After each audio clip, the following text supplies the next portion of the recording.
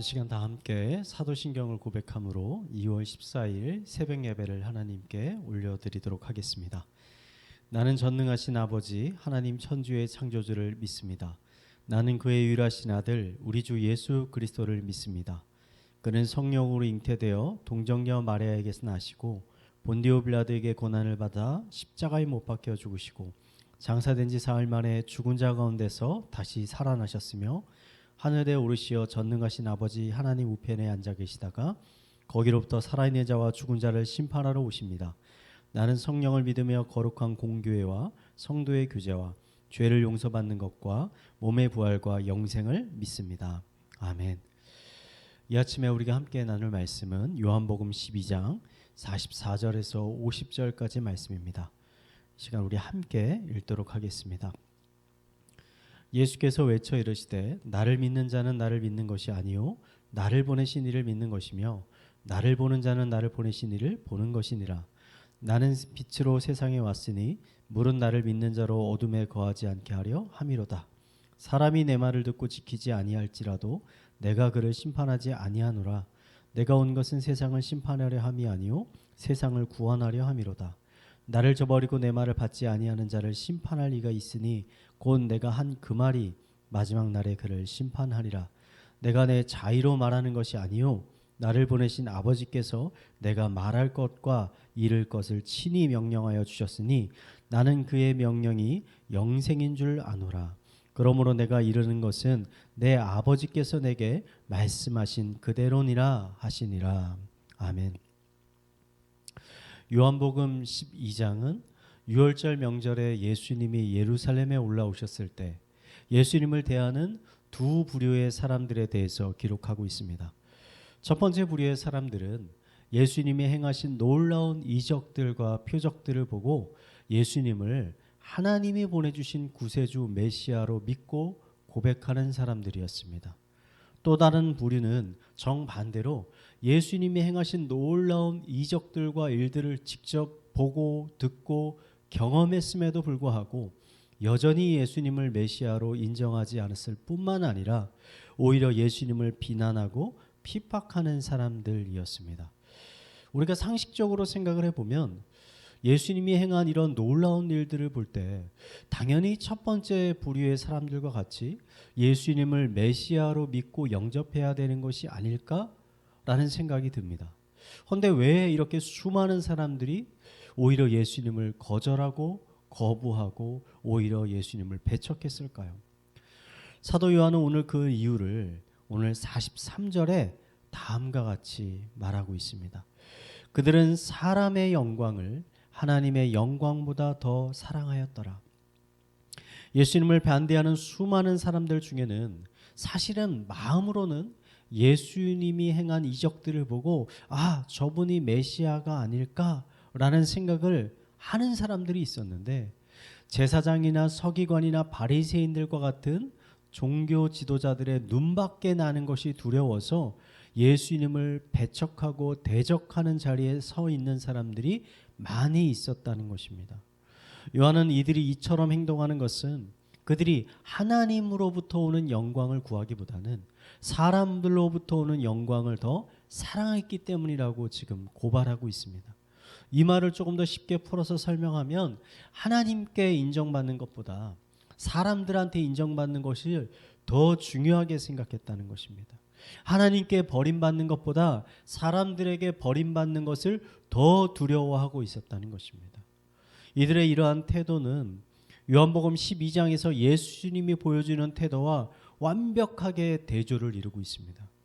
요한복음 12장 28절에 예수님이 앞으로 다시 당신이 당할 십자가의 고난을 언급하시면서 다음과 같이 말씀하십니다.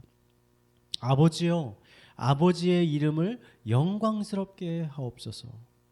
예수님은 자신이 행하는 모든 일들의 목적이 하나님께 영광을 돌리는 데 있다라고 말씀하셨습니다.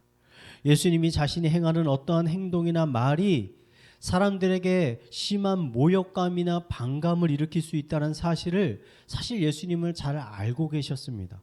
그로 인해 사람들에게 외면당하고 배척당할 수 있다는 것도 예수님은 잘 알고 계셨습니다. 하지만 예수님은 그분이 해야 하는 행동과 말씀을 하셨습니다. 왜냐하면 예수님은 사람으로부터 오는 영광을 구하지 않으시고 오직 하나님으로부터 오는 영광을 구하고 계셨기 때문입니다. 예수님은 앞으로 자신을 따르는 제자들에게도 동일한 삶이 요구될 것임을 여러 번 말씀하셨습니다.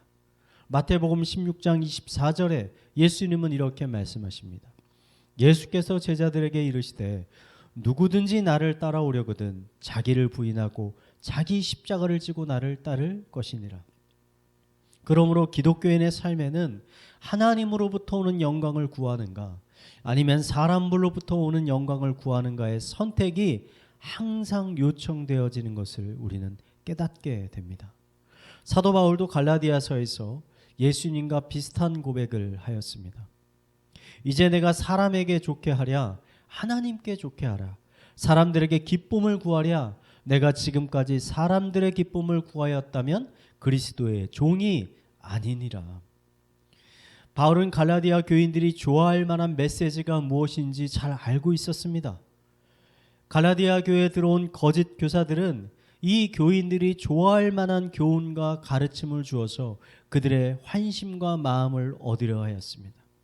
하지만 바울은 오직 예수 그리스도께 받은 그 원색적인 복음, 그 진짜 복음의 메시지만을 전하기로 결단을 하였습니다. 왜냐하면 갈라디아서 1장 10절의 고백처럼 바울은 사람들에게 기쁨을 구하려 하지 않고 오직 하나님께로부터 오는 기쁨을 구하려 하였기 때문입니다. 여러분은 근래에 어떠한 선택을 하고 살고 계십니까? 여러분의 선택의 기준은 무엇입니까? 누구를 기쁘게 하기 위해서 하루하루 살아가고 계십니까? 어떠한 일이 여러분들에게 요청되어졌을 때, 어떠한 일이 여러분들에게 일어났을 때 여러분의 마음에 가장 먼저 드는 생각은 무엇입니까? 우리가 진정 하나님의 종이라면, 예수 그리스도의 제자라면, 십자가의 은혜로 구원받은 하나님의 거룩한 백성이라면 우리의 마음속에 가장 먼저 들어야 하는 생각은 이 일을 어떻게 처리해야, 이 일에 내가 어떻게 행동해야 하나님께 영광을 돌리게 되는 것일까 하는 마음일 것입니다. 시편에서 다윗은 하나님께 이렇게 고백하였습니다. 하나님이여 내 마음이 확정되었고 내 마음이 확정되었사오니 내가 노래하고 내가 찬송하리이다. 다윗은 모든 상황 가운데 하나님을 선택하기로 마음을 확정하였습니다. 사람의 기쁨을 구하기보다 하나님의 기쁨을, 하나님 자신의 영광보다 하나님의 영광을 구하기로 마음에 확정하였던 것입니다. 저는 이 아침 우리들의 마음에 다윗과 같이 확정하는 마음을 갖기를 간절히 소망합니다. 오늘 우리의 삶에 어떠한 일들이 일어날지라도 그 모든 상황 가운데 나는 하나님께 영광 돌리기를 확정합니다. 결단합니다. 하나님을 예배하고 하나님을 찬양하기로 내 마음에 확정합니다. 모든 영광을 받아 주시옵소서. 이런 다윗과 같은 고백, 예수님과 같은 고백, 사도 바울과 같은 고백이 우리의 삶의 매일의 고백이 되기를 이 시간 마지막으로 축원을 드리겠습니다. 이 시간 우리 말씀을 묵상하며 함께 기도하도록 하겠습니다. 하나님, 우리는 늘 하나님으로부터 오는 영광과 사람들에게로부터 오는 영광 사이에서 방황하는 경우가 너무나 많이 있습니다. 더 이상 부질없는 사람을 바라보지 않게 하여 주시고 우리의 육체뿐만 아니라 우리의 영혼까지도 구원하고 살리시는 권능의 하나님만을 바라보게 하여 주시옵소서. 우리 마음 가운데 다윗과 같은 확정함을 허락하여 주시옵소서. 우리 이러한 기도 제목을 가지고 함께 기도하도록 하겠습니다. 기도하시겠습니다. 하나님 아버지, 이 시간 다윗의 고백을 우리의 마음속에 두고 주님 앞에 나아갑니다. 내 마음이 확정되고 확정되었사오니 오직 하나님을 예배하고 찬양하기를 원합니다. 내 마음을 확정합니다. 더 이상 사람의 눈을 의식하는 것이 아니라 하나님을 눈앞에 두고 살아가는 자 되게 하여 주시옵소서.